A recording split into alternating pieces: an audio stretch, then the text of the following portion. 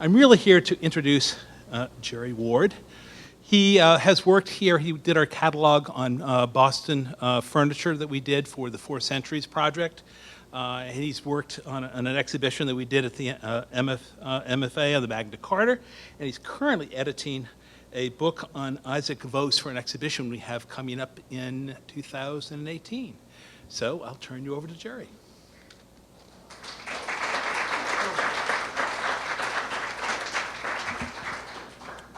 Thank you, Dennis. It is really nice to be back here in such comfortable surroundings, and it is my pleasure to introduce my good friend and esteemed colleague, Nonie Gadsden, who has that terribly long title as well, the Catherine Lane Weems Senior Curator of American Decorative Arts and Sculpture, down the street at the Museum of Fine Arts, Boston. My title's longer by one word, stick in emeritus. Nonie's from Philadelphia, which is okay. And she's a graduate of Yale and did her graduate work in the Winter Tour program at the University of Delaware. And after a stint at the Milwaukee Art Museum and the Chipstone Foundation, she came to the MFA, she reminded me, in 2004. And in the last 12 years or so, she's been instrumental in the planning and execution of the American Wing. And I think I can say that Jonathan Fairbanks and I can rest easy at night knowing she's in charge of the American Decorative Arts Department at the museum. But while there, she's worked on too many projects to name and all kinds of exhibitions, and also acquired outstanding objects for the collection, including one I learned just today. Nonie's published on a wide variety of topics, ranging from 18th century furniture to mid-century modern design, but one of her main interests, I think, in life is the arts and crafts movement, which is, of course, highly pertinent to our remarks tonight about the Elliott School. She is, for example, the author of a superb monograph on the Paul Revere pottery of the Saturday Evening Girls here in the North End, and she installed the beautiful arts and crafts gallery pretty much by herself in the American Wing. Nonie, as you'll see, is widely known as an energetic, enthusiastic, somewhat shy, but innovative and knowledgeable curator, and I think you're in for a real treat tonight.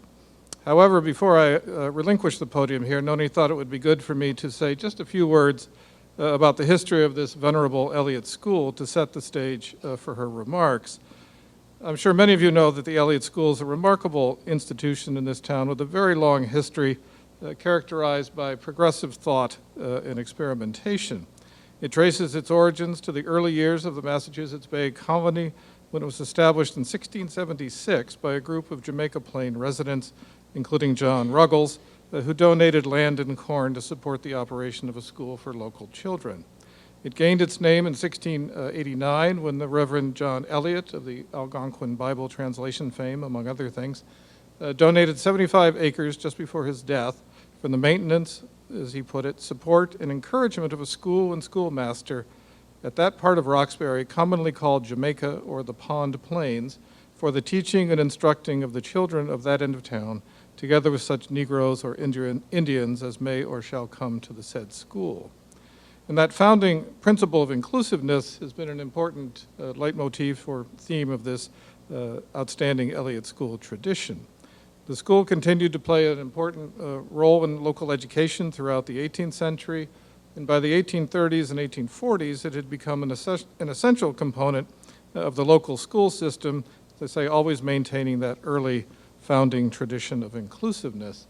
And eventually working closely with the town of Roxbury School Department, the Elliott School came to the point where they ran the local high school, as well as being involved with the primary and grammar schools. But in 1874, West Roxbury was annexed by the city of Boston, and this caused a disjuncture in the relationship between the schools, between the town and the Elliott School. It raised all kinds of issues. And eventually the Elliott School trustees voted, as they said, that the relation which has hitherto existed between the trustees of the Elliott School and the School Committee of West Roxbury be dissolved after February 1st, 1874. And this allowed the school to divorce itself from the responsibilities of maintaining and running the high school and gave them an important opportunity to rethink its mission and the best way to use the Elliott funds. And that sort of brings us to the 1870s. So without further ado, I'm very pleased to turn this over to Nonie. Thank you.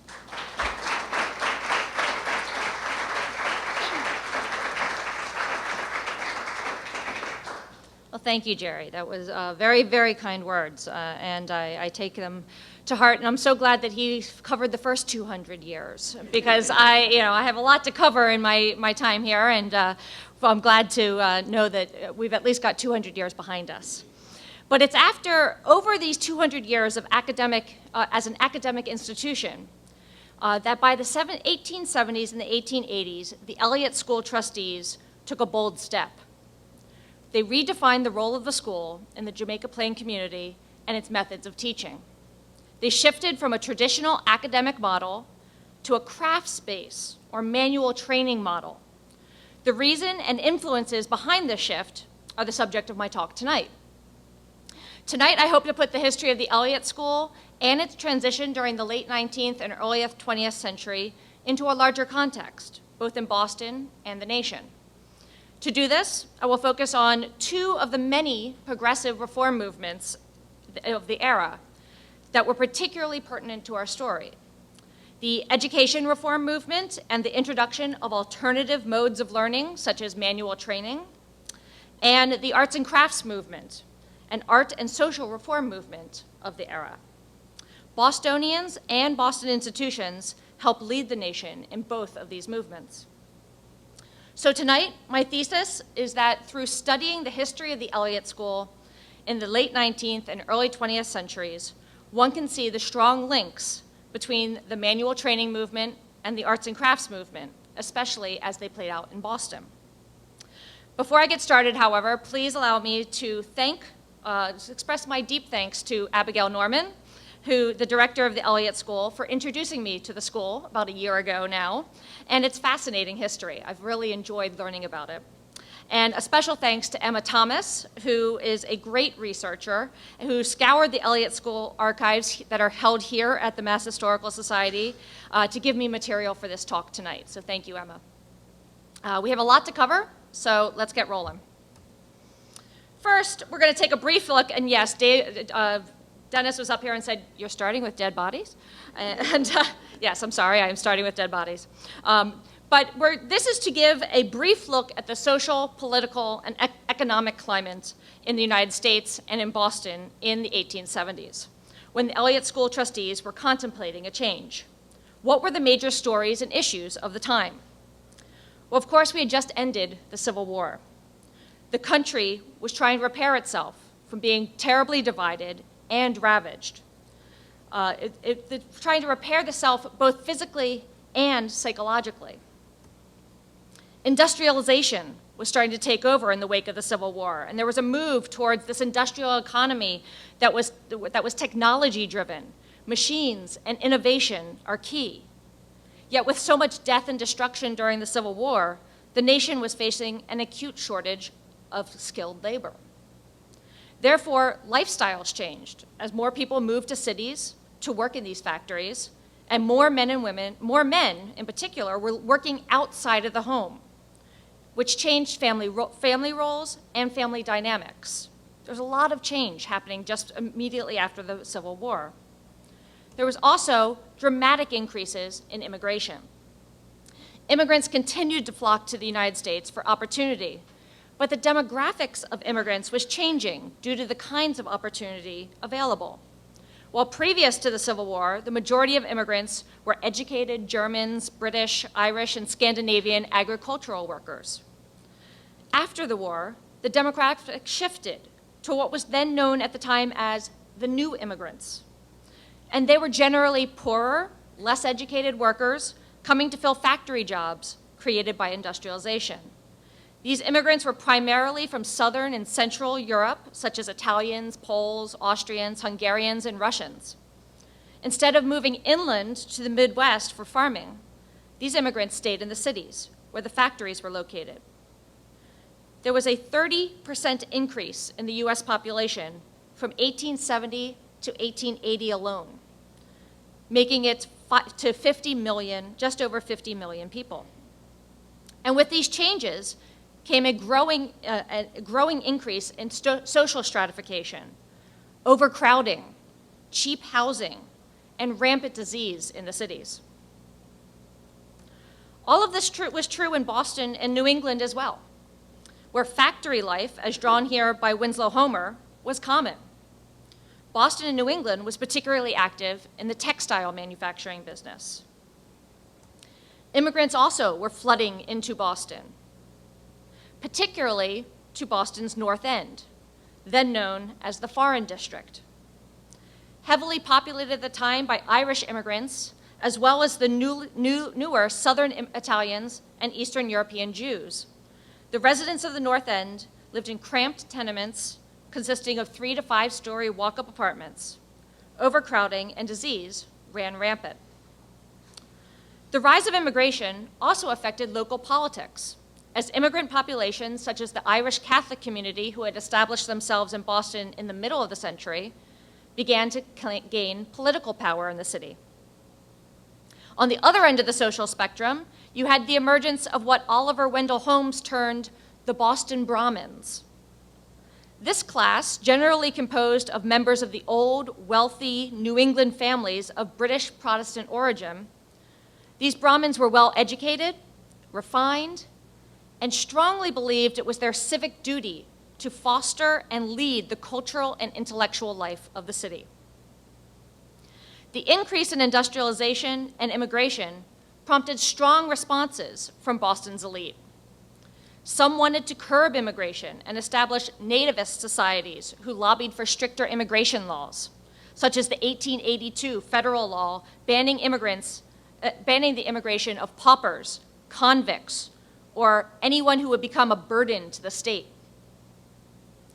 Others, however, were more philanthropically minded and sought to alleviate these troubling conditions. While many of these efforts could now be seen, we could interpret them now as a bit self-serving or perhaps a little patronizing or paternalistic, the desire was genuine and genuine to help others. Like in other major cities, Boston had some settlement houses that were established to help immigrants establish themselves in Boston, offering public health services, education, and more. One of the most prominent of these settlement houses was the North Bennett Street Settlement Home, established in 1879 in Boston's North End, which changed its name shortly after to the North Bennett Street Industrial School. Through the encouragement and support of the social and education reformer Pauline Agassiz Shaw, the North Bennett Street School began to offer nursery schools and kindergartens for neighborhood children, as well as manual training for children and adults. Originally, the role of these organizations in teaching basic technical skills was seen as a way to prepare immigrants for factory jobs. We will return to North Bennett Street School later in this talk. But in addition to direct care for immigrants through settlement houses and other charitable organizations, Boston's leaders also set out to improve the city for all. In the late 1850s, Boston's leaders had decided to undertake the unfathomable task of expanding Boston's inhabitable lands through a massive landfill project to create the Back Bay neighborhood. Their plan was to fill the entire area called the Receiving Basin. This area here is the Receiving Basin. This was, at the time, a large, marshy pool of polluted, stagnant water that threatened the health of the city's residents. You thought the Big Dig was a big deal. But the decision to infill the Receiving Basin, that was a massive urban planning project meant to expand Boston's boundaries, improve its living conditions, and protect the health of its residents. Enormous amounts of dirt and gravel were brought in by the train loads from the suburbs of Needham to fill the 570 acres of swamp to create inhabitable terrain. The size of the Back Bay, by the way, is larger than the entire size of Boston before the project began. The Landfill Project started in 1857, and the majority of the Back Bay region was filled and being developed within 20 years. The Back Bay quickly became the fashionable place to live in Boston, and many of the city's wealthy fled the crowded accommodations of downtown to enjoy the carefully planned wide avenues of the Back Bay, such as elegant Commonwealth Avenue you see here. Green spaces and parks were planned into the urban design, and in 1878, the city hired renowned landscape architect and designer Frederick Law Olmsted to coordinate these efforts. The parkway down the center of Commonwealth Avenue was part of Olmsted's Emerald Necklace, or ring of green spaces that circled the city, linking the existing Boston Commons and the new public garden with the newly developed Fenway Park system. And in this picture, you see the change between 1858 and 40 years later as the Back Bay is filled in. It's pretty remarkable. Could you imagine trying to do something like that today? But in addition to creating a new neighborhood to flee the conditions of downtown, Boston's elite also established numerous educational and cultural institutions in the 1860s and 1870s to instruct and inspire the general population. The Massachusetts Institute of Technology opened in the Back Bay in 1865, moving into their new building just off Copley Square in 1866. MIT was organized on the basis that education should be through contact with things rather than by the study of theory and the memorizing of dead languages. In this mode of practical application, MIT opened the nation's first architecture school in 1868. Henry Hobson Richardson, one of the nation's most innovative architects, was based in Boston. His work is seen here in his masterpiece, Trinity Church, also on Copley Square in the Back Bay, finished in 1877. Between Richardson's leadership and the new training at MIT, Boston was the center of architectural thought and practice in the United States. And the Back Bay Landfill Project was giving these architects plenty to work on. The Museum of Fine Arts Boston was established in 1870 and opened its doors also on Copley Square in 1876. Modeled after the South Kensington Museum in London, now called the V&A, or Victoria and Albert Museum, the MFA's original motto was art, industry, and education. It was meant as a public repository of arts and artifacts to inspire artists, teach historic design, and instill good taste. Heavy emphasis was placed on the need to improve American design and industry, as well as the taste of the American consuming public. To accomplish this mission, the MFA was free to all on Saturdays and Sundays. These projects and new organizations, which are just the tip of the iceberg in this era, give you a sense of the great ambition and tremendous motivation of Bostonians 1870s to improve living conditions and develop a well-educated cultural community. While all of this was happening in Boston, some of the same trends were developing near the Elliott School in Jamaica Plain section of West Roxbury as well. And here is a map of JP in 1858. Perhaps the most important change to JP in this period, however, was in transportation. Jamaica Plain was in the process of transitioning from a rural community of country estates to one of the nation's first streetcar suburbs. The extension of the railroad to the West Roxbury, Jamaica Plain area in 1857 allowed residents to get to Boston in 1 hour for 10 cents. And here you see the railroad coming in right here. And the horse-drawn streetcar system connected the town to Boston even more closely. In this image, a drawing from 1861, it's a little hard to read out, but it says Boston Jamaica Plain on the side of the streetcar. And you see this poor streetcar battling through the snow during a snowstorm in 1861.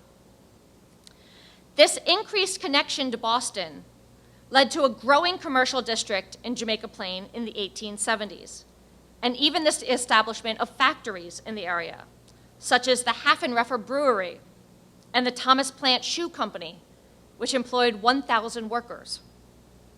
These factory jobs brought new demographics to the community.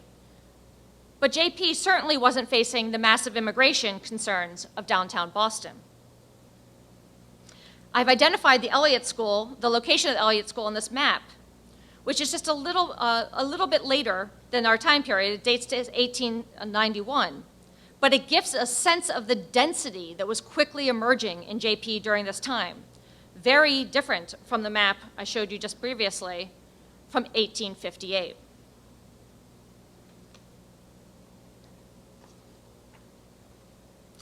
So this is the general picture of the environment that the trustees of the Elliott School faced in 1874, when West Roxbury was annexed to Boston, and the local schools, including the Elliott High School, were absorbed into the Boston school system. The Elliott High School then changed its name to the West Roxbury High School. It was a time of tremendous societal change and civic leadership that was both ambitious and experimental. The desire to question the old ways, to search for a newer, better, and more efficient and more scientific mode was pervasive. So in 1874, a committee formed to determine the future of the Elliott School. They no longer felt that support of the local high school was desired or even necessary, since it was now part of the Boston public school system. So where could the Elliott funds, given by John Elliott for the purpose of, quote, doing away with the inconvenience of ignorance, where could those funds be most of service in the Jamaica Plain community, and possibly to the Boston community at large? They had a wonderful opportunity to be flexible and apply the funds as they saw fit. Their discussions were documented in meeting minutes, including criticisms of the current schooling system and the way the students are currently prepared for real life. And I quote, "The tendency at present in all our schools is to give the pupils a superficial knowledge of many studies, rather than a thorough, practical knowledge of a less number of primary importance. In the judgment of your committee, a thorough practical knowledge of the ordinary English branches cannot be overestimated." This is as opposed to the classical study of Greek and Latin. And the English branches study lies the foundation of all mental education. And with it, no one can intelligently or successfully discharge the duties of life. Or no one cannot, or they should. Sorry, I misread that. But you know, they wanted to be more practical. That's the upshot.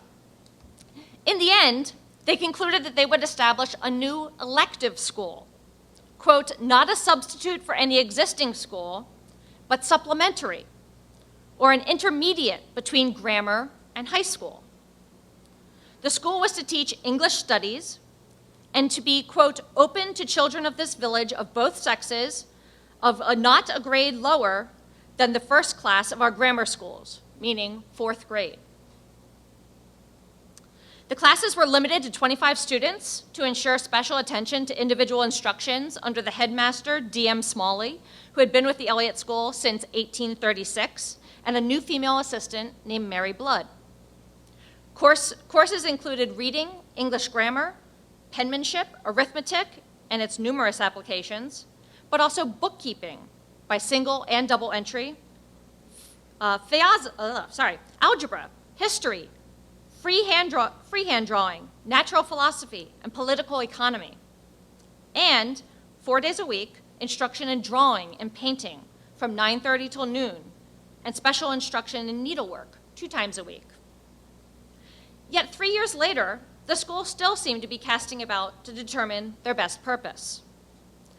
That year, they advertised as a prep school for entry into commercial business or for admission into the scientific and technical colleges, such as MIT and the Amherst Agricultural College, now UMass Amherst. Instruction was free, students must live in JP, and they were subject to entrance exams in English, grammar, arithmetic, and geography. At the same time, the school was also offering instruction in drawing, design, embroidery, ceramic decoration, and china painting. And that was all advertised as a means to prep students for admission into the Lowell School of Design, a design school associated with MIT.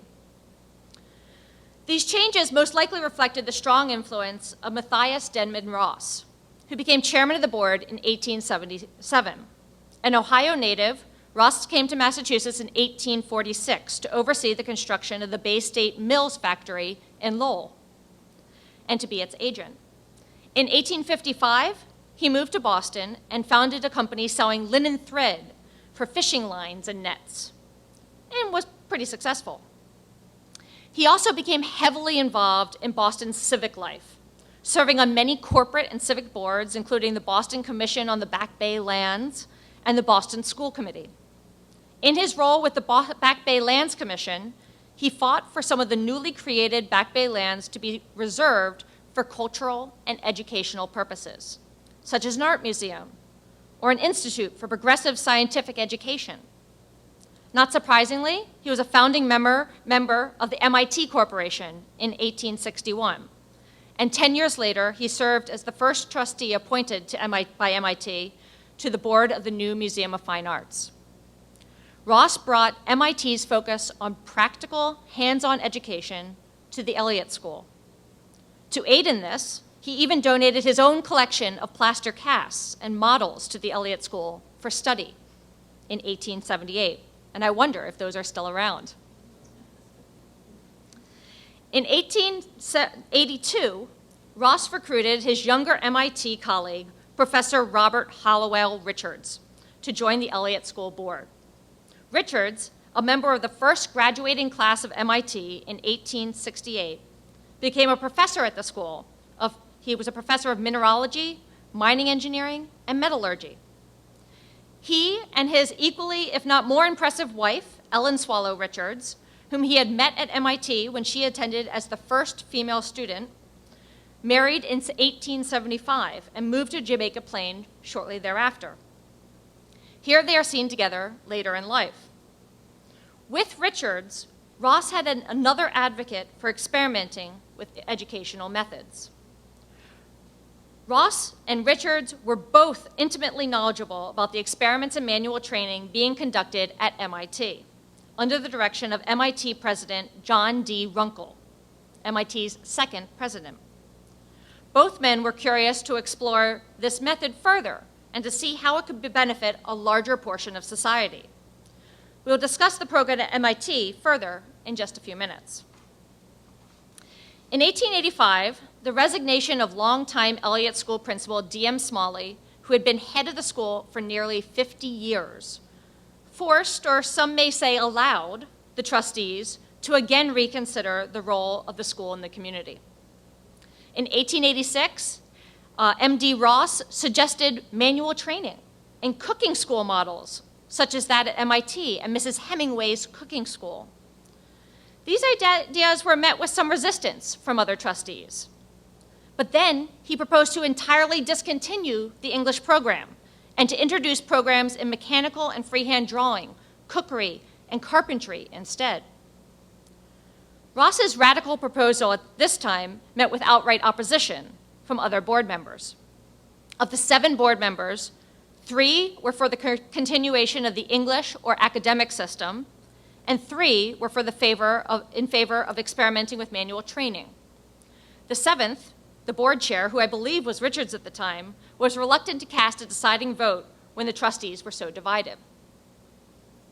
With this deadlock, it was determined that the trustees would consult the Massachusetts Supreme Court over their rights to change the character of the school.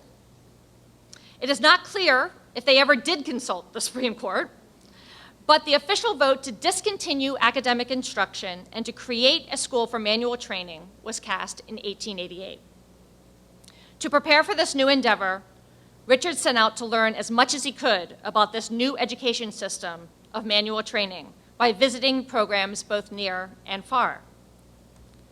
So what is manual training, and where did this idea come from? What was a school supposed to provide students who train in this way? The concept of manual arts or trade-based training gained momentum after the Civil War due to the shortages of skilled workers to run the rapidly growing factories. Many businessmen and industry leaders encouraged the development of alternative schools for manual training, seeing that it would replace the time-consuming and antiquated apprenticeship system and prepare workers for factory jobs. Basically, these men wanted trade schools to offer vocational education. But education reformers saw manual training a little bit differently. They saw manual training as a supplement rather than an alternative to traditional academic education. They felt, like the leaders of the Elliott School had expressed previously, that the traditional academic approach was limiting and too esoteric for many students, and that applying their knowledge to practical projects would help create a well-rounded student. Uniting the hand and the head and gaining a respect for the dignity of labor were the goals. The ideas of manual training were introduced from Europe, most effectively at the 1876 Philadelphia Centennial Exhibition, where Victor Delavos, the director of the Moscow Imperial Technical School, erected a display showing their method of incorporating practical application and physical activity into the curriculum. And you can see it right here. Two men in particular were greatly influenced by these displays. John D. Runkle, president of the Massachusetts Institute of Technology, and Calvin Milton Woodward, dean of the Polytechnic School at Washington University in St. Louis. Runkle and Woodward were to become known as the fathers of the American manual training movement. Runkle, who had been trying to find a way to give his engineering students some laboratory or practical experience without being hampered with full trades training, wrote that the Russian displays that he encountered held, quote, the philosophical key to all industrial education. And he quickly moved to implant its methods in Boston. Within a year, he had founded the School of Mechanic Arts at MIT, a 2-year college course based on the Russian system. In this system, students were exposed to skills in woodworking, metalworking, and tool making that could be applied across numerous trades. He noted that, quote, making the art and not the trade fundamental, and then teaching the art by purely educational methods is the Russian system. The emphasis was on building knowledge of tools, materials, and design, not marketable products, through a strict series of progressive exercises designed to teach technical skills without ever making a finished work. Woodward similarly found that the students entering his engineering program at the Polytechnic School at Washington University in St. Louis had no exposure to material or basic skills. He came to believe that the kind of manual training should be offered at the high school level to prepare students for college. In 1879, he opened the St. Louis Manual Training School, a 3-year program for boys starting at the age of 14. The school combined 3 intellectual and 2 manual subject areas: pure mathematics, science, and applied mathematics, and literature and language as the intellectual or academic subjects, and drawing and tool instruction for manual training. Students divided their time equally between the 2 areas. Woodward believed, quote, pupils love the work, it cures idleness, dignifies and exalts labor as well as thought power. It stimulates habits of observation and investigation. The motto of the St. Louis School was, hail to the skillful, cunning hand, hail to the cultured mind, contending for the world's command, here let them be combined. The MIT School and the St. Louis School were 2 of the programs that Elliott School trustee Robert Hollowell Richards studied during his tour of manual education in 1888. But there are others as well, including the Philadelphia Manual Training School established in 1885, the Philadelphia School of Industrial Arts associated with the Philadelphia Museum established in 1876, the Hebrew Technical School for Girls in New York, 1880, the Pratt Institute in Brooklyn, established 1887, and others in London, Birmingham, Paris, Freiburg, and Berlin, and Richard visited them all. Richard also studied some other programs closer to home, most notably that at the North Bennett Street Industrial School in Boston's North End that we touched on earlier. The North Bennett Street School adopted another method of manual training coming from Scandinavia, the Sloyd system. The Swedish Sloyd system was brought to the United States in 1888 by Gustav Larsson. Larsson had been a student of Sloyd founder Otto Salomon and wanted to promote Sloyd in the US. In Boston, he met Pauline Agassiz Shaw, the influential philanthropist and educational reformer who immediately hired him for the North Bennett Street Industrial School. The Sloyd program was similar to the Russian system, except that projects were all based on creating useful tools that would be used around the average home, and projects were seen to completion. The student had more creative control in the design of the work and a sense of accomplishment with a finished work. In addition to introducing the Sloyd system at North Bennett Street, Larson started the Sloyd Training School, first at the Warrington Street Chapel and then on Appleton Street in the South End, to train teachers in the Sloyd method and to spread the practice across the city and the country. 20 years later, Larson boasted graduates teaching in every state in the Union and several other countries as well, and that 10,000 children were taught Sloyd by this network. But in 1888, when Richards was investigating, Sloyd was brand new. So after weighing the pros and cons of each system and how it was applied, Richards recommended a course of action for the Elliott School and a way the school could offer something different to the community at large. Richard proposed that the Elliott School develop a manual training program that could be easily adopted into the city's public schools. The Elliott School could fund the experimentation and development of such a program, providing tools, equipment, and workshop space to schools as they tested the model. Richard also recommended that they focus even earlier than most manual training programs in the US, starting in the grammar school, which is the equivalent of 4th grade or 9 years old. Here you see the classroom of one of the schools that the Elliott School partnered with for its pilot program, the 5th grade of the Lowell School in Jamaica Plain. This is what Richard wanted to offer these poor students who look so miserable. Richard's goal was ultimately that schools like Lowell would develop their own workshops. Here is the workshop at the Mather School, another public school that received Elliott School support. For the program, Richards recommended a mix of the Russian and the Sloyd systems, with emphasis on the Sloyd program for younger students to develop their artistic side, creating finished products, and on the Russian system for older students to gain specific skills. With this, Richard felt they could, quote, make dull boys into bright ones.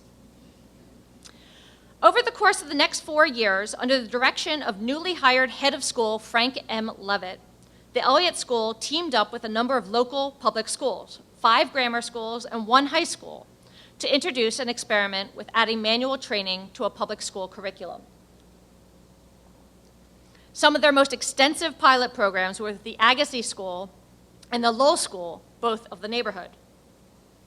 At the end of this experimental period, the trustees published their findings and promoted their method in the Elliott School course, Manual Training, published in July 1892. The introduction, signed by Elliott School trustees, outlined the experiments that brought them to this point, and wrote, in looking for the best uses to which the Elliott School funds could be applied, the trustees decided that if the board could contribute a substantial block of knowledge upon the ways and means of accomplishing the introduction of some form of manual training into grammar schools, it would not only be benefiting Jamaica Plain boys, but possibly a larger constituency. Like many of their peers in Boston, the trustees had grand ambitions. The text of this book, written by school head Frank M. Levitt, outlines the course, describing it as, quote, an integral part of the school curriculum and not a side issue. And he said that tool work and drawing reinforces the other branches of schoolwork, both directly and indirectly, by making the pupil more careful, thoughtful, and methodical in his work. Here you can see the course description is illustrated with images of the project boards that outline the steps for each grade, such as this. The Elliott School claims to have provided manual training instruction using this method to 1,300 or more boys and girls in 5-year period between 1889 and 1894. By 1892, due in large part to the support and encouragement of the Elliott School, all or some aspect of manual training course was being adopted by many of the Boston public schools. And in 1893, Richards reported that the mechanical drawing course designed by the Elliott School in 1891 has been adopted by all the schools in the city of Boston for the second class in the grammar schools. This 1892 image, taken by A.H. Folsom at the Boston Public Library, is entitled 11 Different Examples of Wood Carving, Extra Work, by F.M. Levitt's School, which suggests that students were given additional time at benches beyond their regularly assigned projects as well. The Elliott School was rolling and had a name for itself not only in Boston, but on a larger stage as well. In 1891, the trustees felt the need to make some alterations and additions to the 1832 building, as seen here, so they could accommodate their expanding programs. In 1893, Richards and Levitt put together a display to take to the World's Columbian Exhibition, the World's Fair in Chicago. The display included photographs of students at work and finished work by pupils. In the official report of the managers of the Massachusetts Board of the Exposition, it was written, "In woodworking, we have 3 systems now in use in Boston grammar schools. The so-called Elliott School course, as arranged by Mr. Levitt, the course in Sloyd, as arranged by Mr. Larson, and the course arranged by Mr. Eddy," which I'm not as clear what that is. The work in each of these 3 exhibits shows most careful thought and experiment on the part of their promoters, and the fact that these courses are in use side by side indicates the determination of the city to solve, by long-continued experiment, the problem of the best form of manual training for common schools. So when the Elliott School was not the only game in town, they were well known and well respected for their pioneering work. With the end of the pilot programs with the Boston Public Schools and the publication of the Elliott School course, the focus of the Elliott School expanded to include students other than grammar school boys and to add community-based programs. In 1893, the Elliott School was approached by the Bowditch School to collaborate with an experiment with manual training for girls. 30 10-year-old girls came to the Elliott School for 1 lesson per week in woodworking. Their principal wrote, "They are enjoying it very much, and I regard it as 2 hours well spent. I am sure I see growth from it in many ways." Please note, this image is not of the Bowditch girls, but of a similar classroom of girls from the same period. Several years later, in 1898, the trustees reported that during the previous school year, they trained 104 boys from the Lowell School, 25 girls from the Bowditch School, and started 2 new programs with the West Roxbury High School. 6 boys from the high school took advantage of training in mechanical drawing and woodworking in the afternoons, while 27 girls from West Roxbury High School enrolled in a new course in home science, taught by Miss S. Maria Elliott. This program was undoubtedly inspired by the pioneering work of Richard, the head of the board, of his wife, Ellen Swallow Richards. The life and work of Ellen Swallow Richards is a topic for a lecture all unto itself. Richards was a pioneer in so many ways that it is difficult, really, to grasp them all. However, her work in creating the field of domestic science is perhaps her best-known accomplishment, and it is certain that she is behind the inclusion of this new practice in some of the Elliott School's experiments. By 1901, Boston Public Schools had adopted a domestic science course as an elective in all schools. But since this plays a relatively small role in the story of the Elliott Schools, I will not expand more on Ellen Swallow Richards today. However, her efforts undoubtedly made her husband more open to the equal opportunities for girls and women at the Elliott School. In addition to school classes, the school offered free Saturday classes to both boys and girls from the neighborhood. And in the school year of 1897 and 98, they trained 27 students in these classes, noting It speaks well for the work when children give up a portion of their playtime for it. Here's an image of the interior of the Elliott School woodworking classroom. The motto on the wall reads, "Not only is he idle who is doing nothing, but he who might be better employed." Subtle there. In 1894, the school began to offer adult evening classes in mechanical drawing and carpentry, specifically targeting another section of the neighborhood population, namely the working class. In 1898, records report that the evening classes had an enrollment of 90 pupils in 3 different classes, but noted that only 42 regularly attended. Note in this image the use of electric lights to allow for an evening class, a very modern and up-to-date convenience, perhaps added during the alterations in 1891. The following year, in the 1899 report, yet another new class was listed in the reports, quote, "Volunteer Class of Ladies in Carving," which had 16 pupils enrolled. Here we see yet another new demographic entering the Elliott School, hobbyists, primarily middle or upper class women from the neighborhood interested in learning carving for amusement. In fact, by 1902, school head Frank Levitt noted that in the evening classes, the, quote, "more well-to-do class of pupils are gradually forcing out the poorer class who formerly composed the school, from which it seems that more of the better educated part of the community are becoming interested for various reasons in this work." That quotation begs the question, why were the more well-to-do members of the community getting more interested in craft lessons? What was encouraging this new rise of pupils? The answer is the growing interest in the social and design reform movement called the arts and crafts movement. Most people nowadays think of arts and crafts as a particular style, and many associate it with some of the bigger names in the movement, such as William Morris, Gustav Stickley, and Frank Lloyd Wright.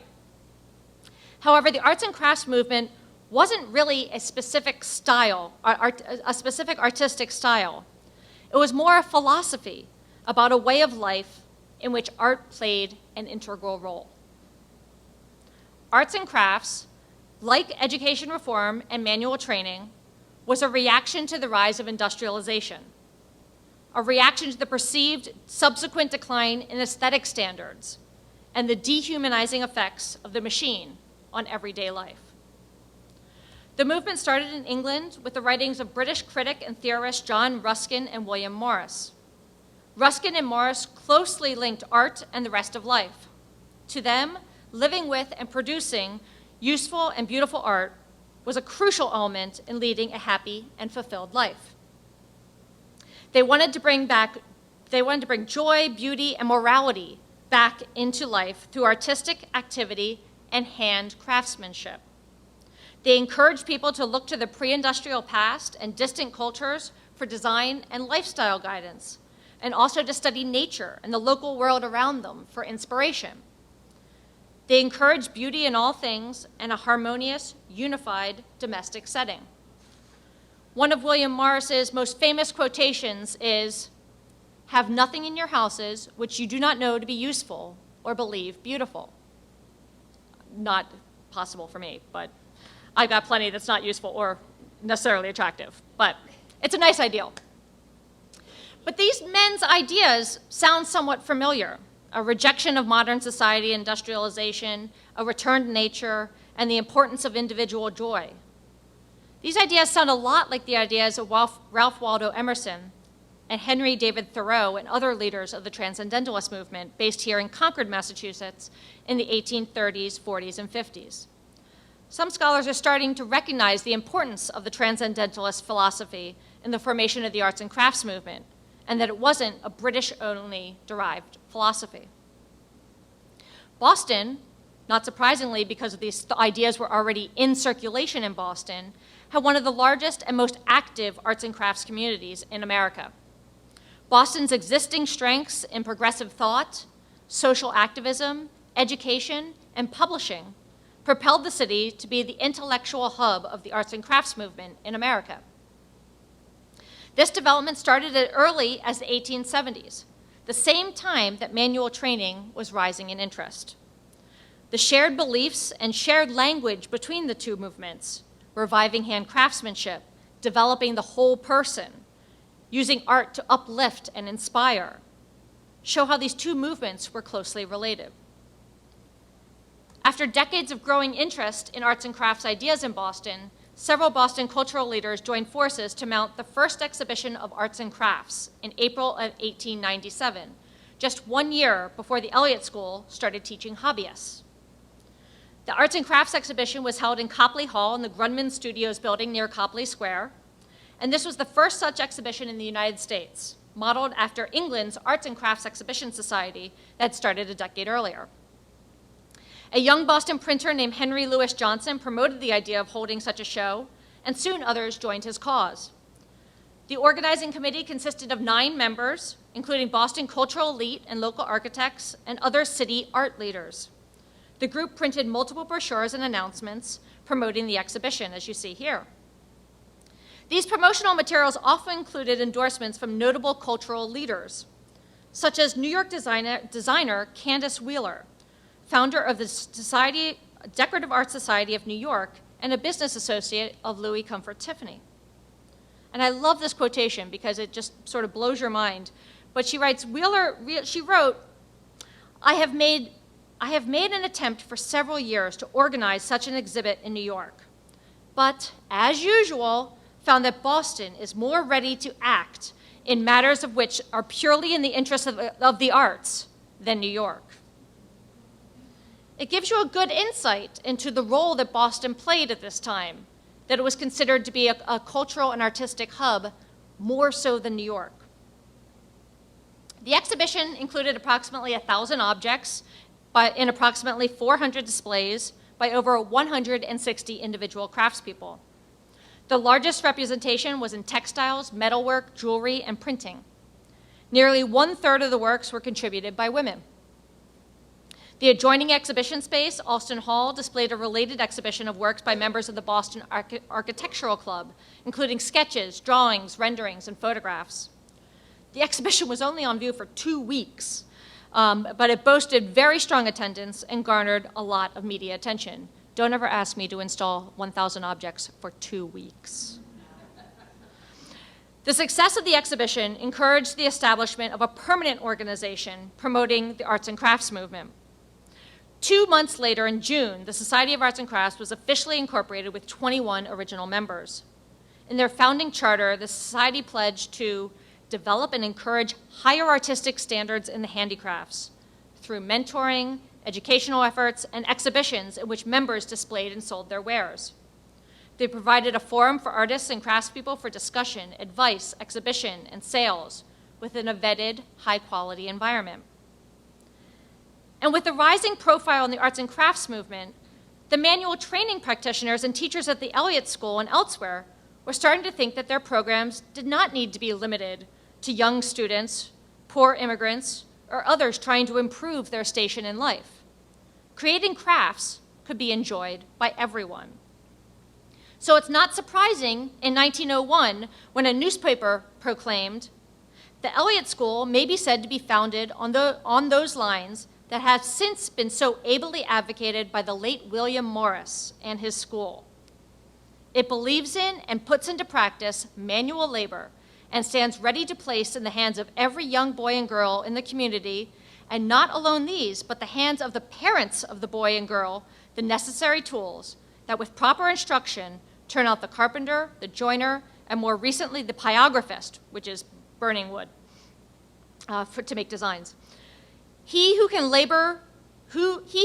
with the labor of his brains and hands, create forms of beauty and usefulness, becomes equally as great as he who causes 2 blades of grass to grow where but one has grown before. I love 19th century language. But the instructor who deserves the most credit for nurturing arts and crafts ideals at the Elliott School was the instructor in wood carving, Isaac Elwood Scott. Scott is a very interesting figure who I'm eager to learn more about. Here is just a quick review of what we know.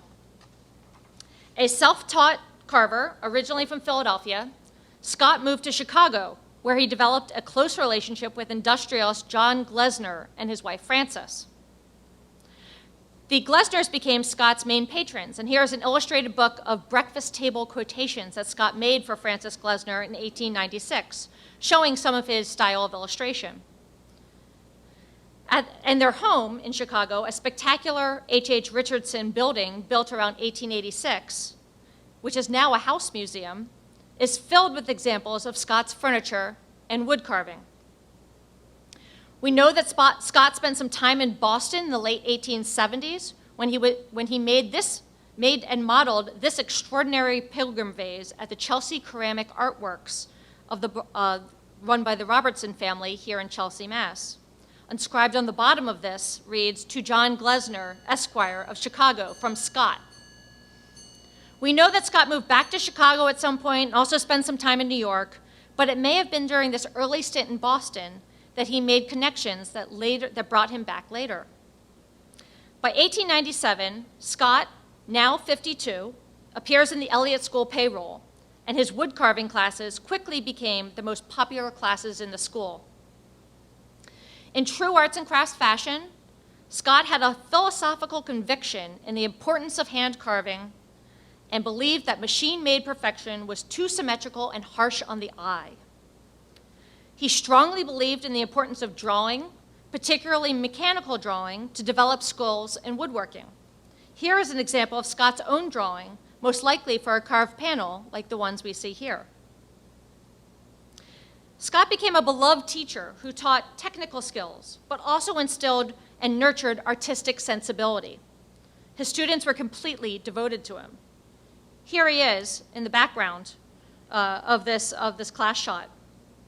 After 15 years of teaching at the Elliott School, his health was failing, and his students, as well as the leaders of the school, rallied around him and provided for his care for the rest of his life. However, during Scott's tenure, the Elliott School increasingly devoted time to showcasing the work of students of all ages. The classrooms were fitted out with swags and tables to exhibit the work, as in this image from the 1910s, or teens. Or here, with carving and furniture, including the all too appropriate, a chair known as the Morris chair, after arts and crafts founder William Morris.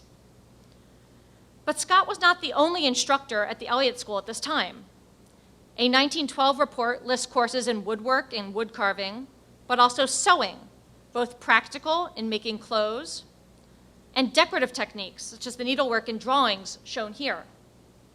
There was also instruction in wickerwork, and in metalwork and jewelry making. From this image, the work looks to be totally in line with the popular metalworking styles of other arts and crafts practitioners in Boston, and boy, I wish I had a close-up image of these objects.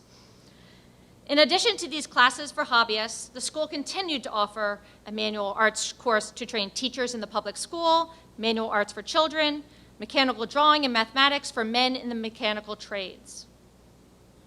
So over the course of several decades, starting in the late 1880s, the Elliott School had developed its own niche. It served schools, children, members of the working class, and wealthier hobbyists.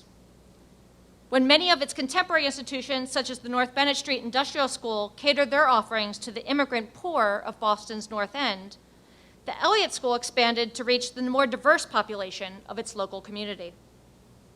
As an endowed school, it is even more distinctive. Principal George Hatch wrote in 1922, "As a trying out laboratory for new courses and as a training place for teachers, the Elliott School holds a unique position, as it can so readily adapt its equipment and some of its funds for this kind of pioneer work." The experiments and innovations at the Elliott School in the late 19th century not only united hand, heart, and mind, but united the community as well, as it still does today. Thank you.